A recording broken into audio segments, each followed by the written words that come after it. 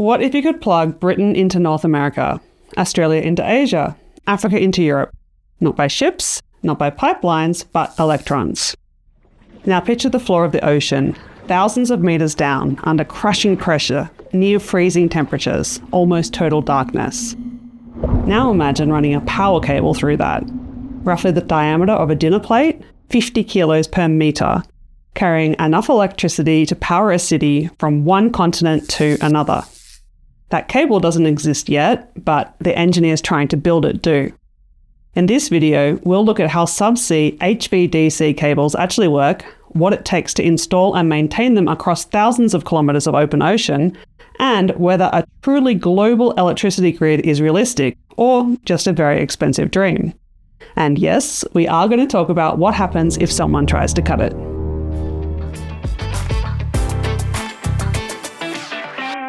I'm Rosie Barnes, founder of Partalote Consulting, where we advise on clean energy technologies, helping startups with development and investors with assessing the landscape. Welcome to Engineering with Rosie.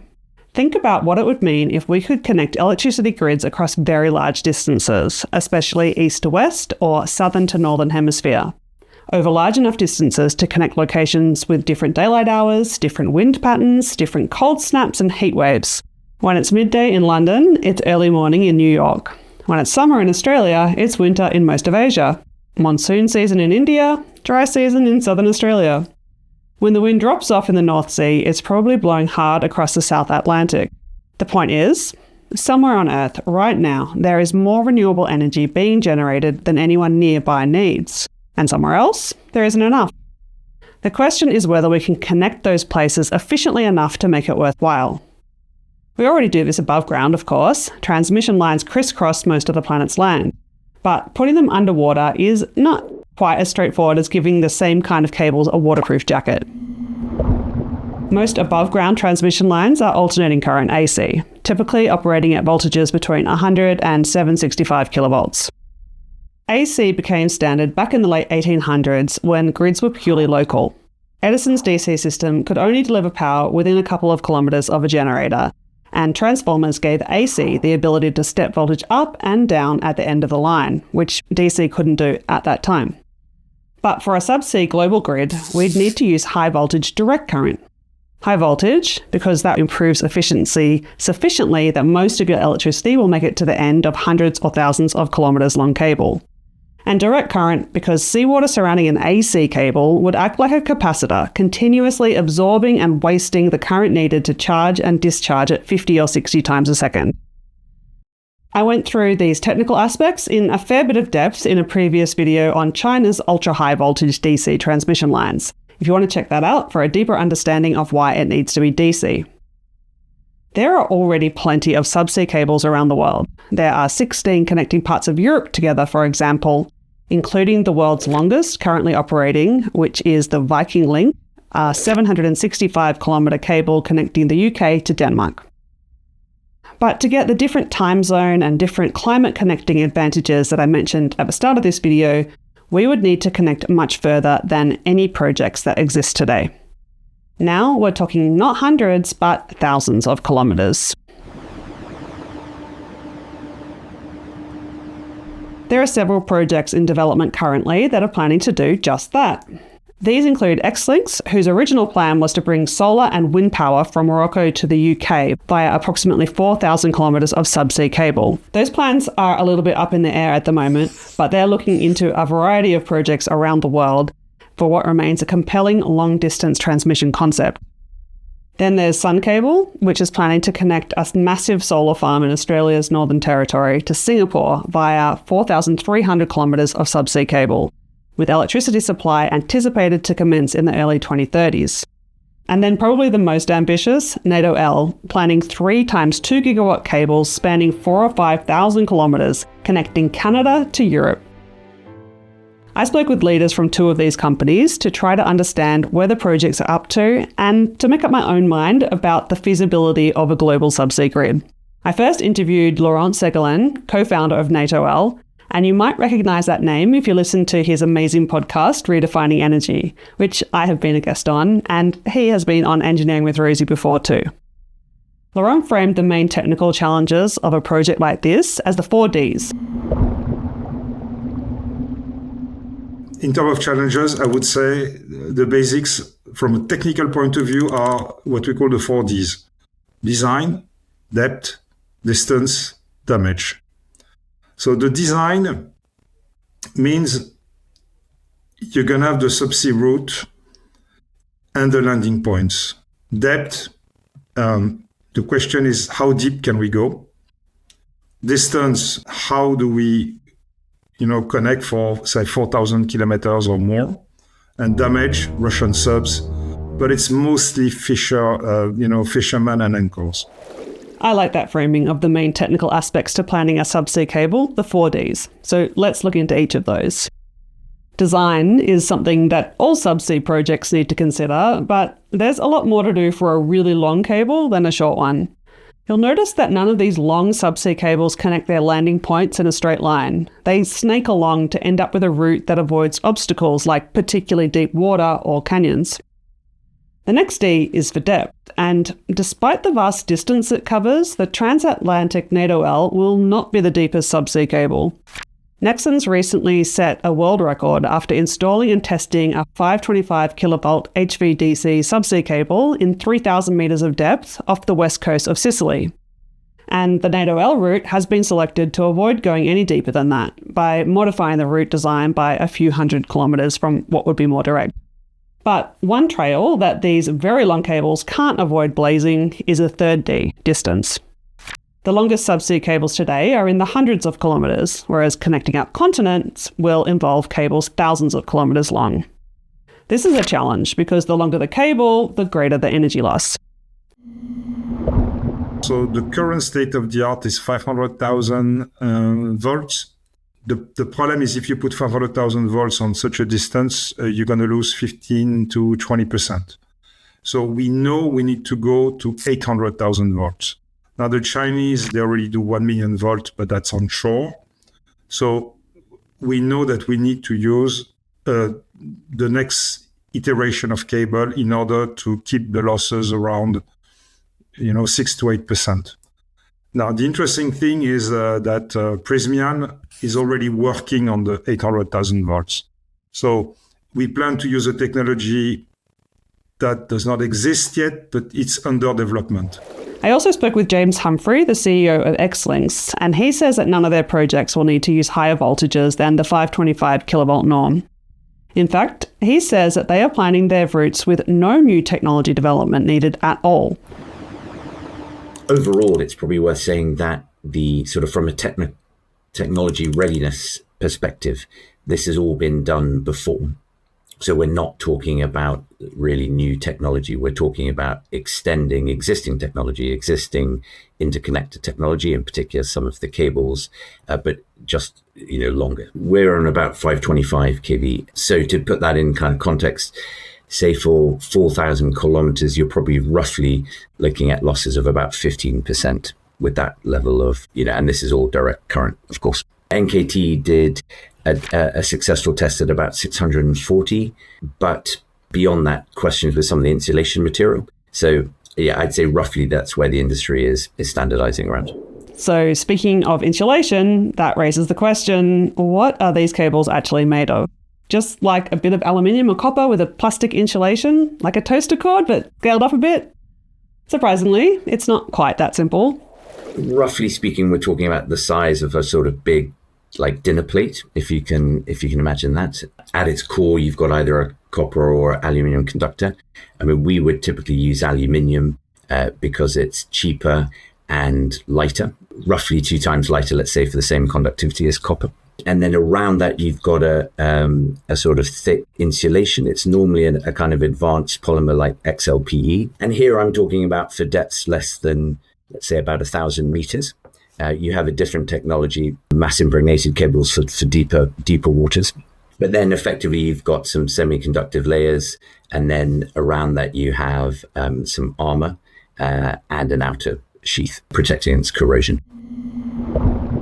Conceptually, the cables are not all that different from any other electrical cable. But the difference, besides the size, is that at very high voltages, tiny defects matter a lot. Manufacturers go to great lengths to ensure perfection, or should I say, great heights. Cable manufacturers use incredibly tall structures, some over 100 meters tall. Inside these huge towers, the conductor is pulled vertically upwards while the insulation is extruded around it and then cured as it travels down. The vertical orientation ensures the insulation sets in a perfectly uniform circular cross-section, which is critical for withstanding the enormous pressure stresses the cable will experience on the seabed.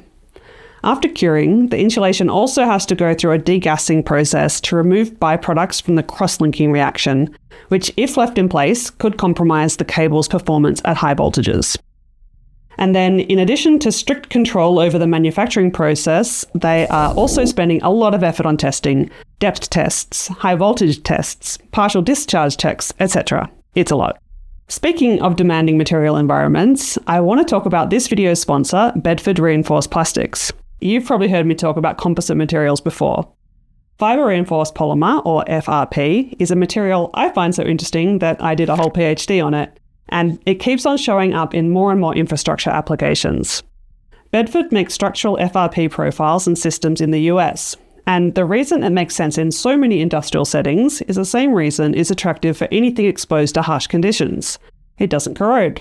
No rust, no rot, no galvanic issues, which in environments like wastewater facilities, coastal infrastructure, or utility structures translates directly into lower maintenance costs and longer service life without sacrificing structural performance.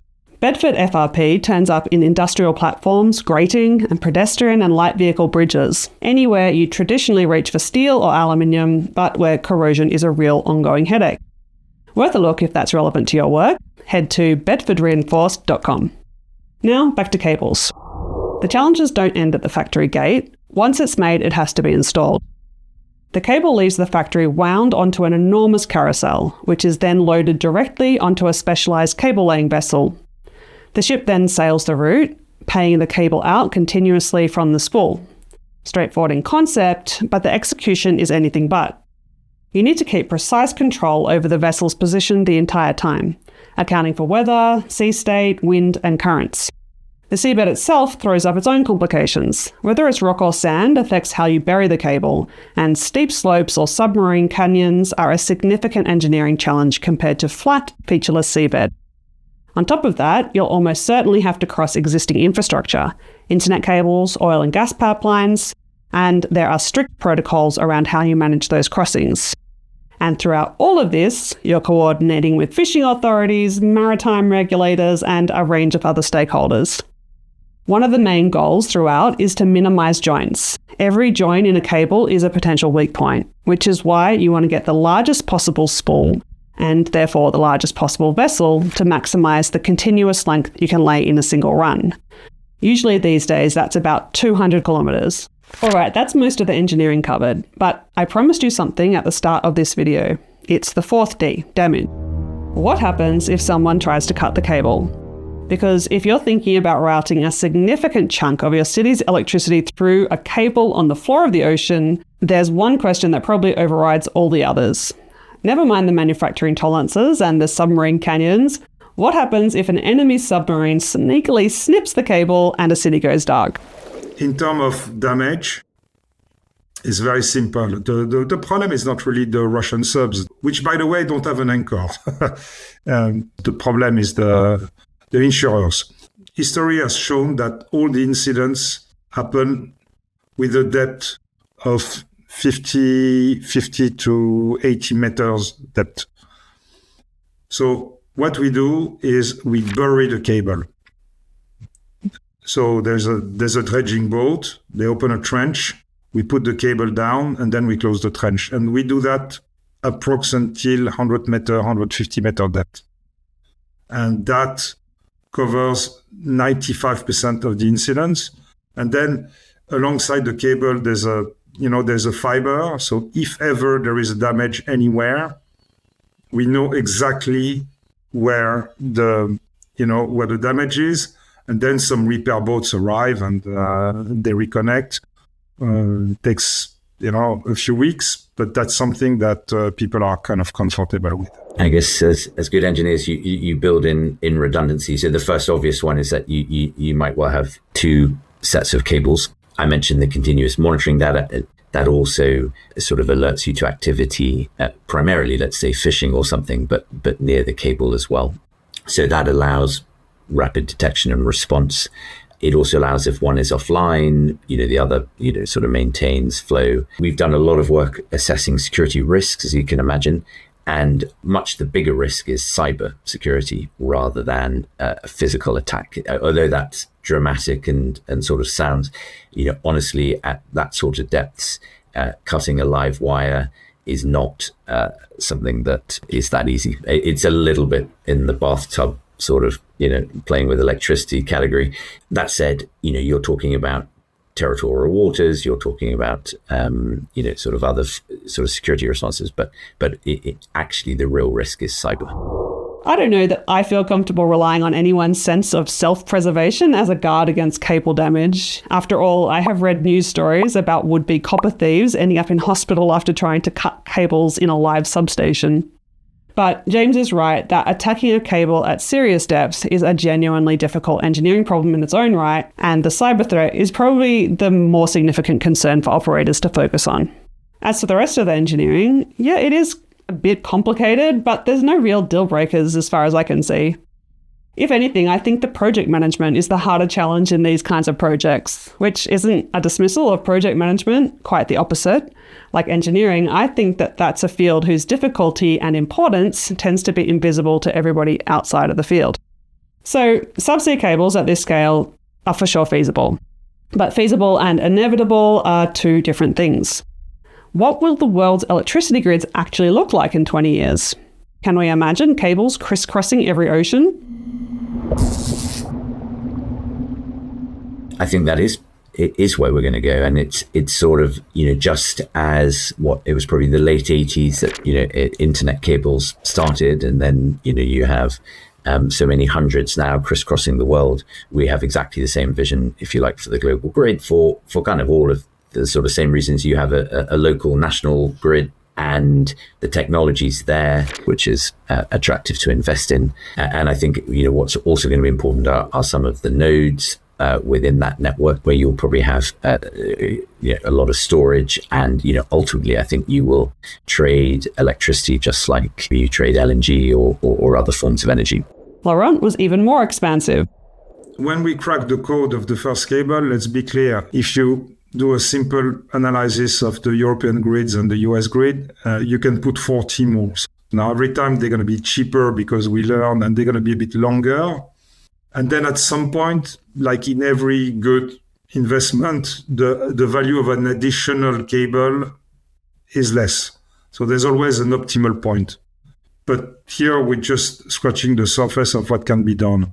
Now, the great thing about the sea is the industrialization, is the fact that when people want to do overland transmission, it's a nightmare. Every kilometer, there's a sheriff, a county, a village. I mean, people were happy to get electricity in the 50s and the 60s, but now it's very, very difficult. Now, of course, they're going to reconductor, they're going to improve the grid. But if you really want to move big loads, the sea looks extremely good.